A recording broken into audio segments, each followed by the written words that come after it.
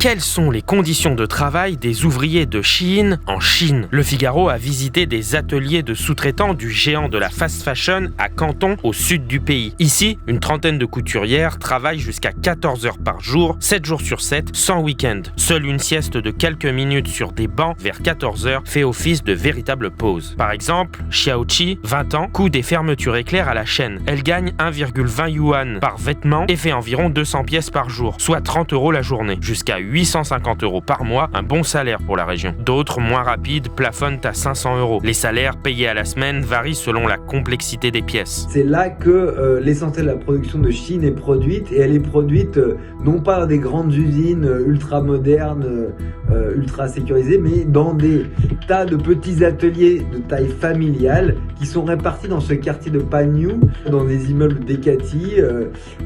On trouve des ateliers où il y a des dizaines, des centaines d'ouvriers, surtout des ouvrières, des couturières qui sont face à leur machine à coudre. Ce sont des conditions extrêmement précaires, ce sont des conditions qui en fait prévalent dans l'industrie textile en Chine depuis très longtemps. C'est un peu Zola et les algorithmes, si vous voulez. Vous alliez à la fois ces modes de fonctionnement très anciens du 19e, du 20e siècle avec la puissance des technologies d'aujourd'hui, des plateformes, des algorithmes qui vous permettent de toucher les consommateurs du monde entier, en particulier la Gen Z. Donc il y a cette alliance entre technologie et puis atelier de la sueur qui est là au grand jour. Si les ouvrières nient réaliser ces pièces pour Shein, c'est un secret de polichinelle. Et la cadence est impressionnante. Shein renouvelle son catalogue de plusieurs milliers d'articles par semaine. Un sous-traitant, dont nous taisons le nom, travaille presque exclusivement pour le géant chinois avec un système ultra rapide. Des modèles envoyés via plateforme et une production lancée immédiatement. À 10 minutes de là, il y a les bureaux de Shein, plus rutilants. Des jeunes designers doivent proposer jusqu'à 40 nouveaux modèles par semaine pour alimenter les milliers de nouveautés hebdomadaires. Mais le modèle de Shein, critiqué en Occident, divise aussi en Chine. La couverture santé est très basique, confient des ouvrières, loin des 5 assurances obligatoires imposées officiellement par les autorités. Beaucoup d'ateliers qui ont travaillé pour Shein ont fermé car le groupe s'approvisionne de plus en plus au Vietnam où les coûts sont moindres. Tous ces ateliers travaillent pour lui, mais sans qu'il endure les coûts fixes. Mais c'est une bombe nucléaire dont l'effet de souffle lamine tout sur son passage. Celui-ci a loué un immense entrepôt à Ho Chi Minh Ville début 2025 selon Reuters pour anticiper la guerre commerciale de Donald Trump tout en jurant que la Chine restera sa principale source d'approvisionnement. C'est évidemment un jeu d'équilibre assez complexe pour Shein parce que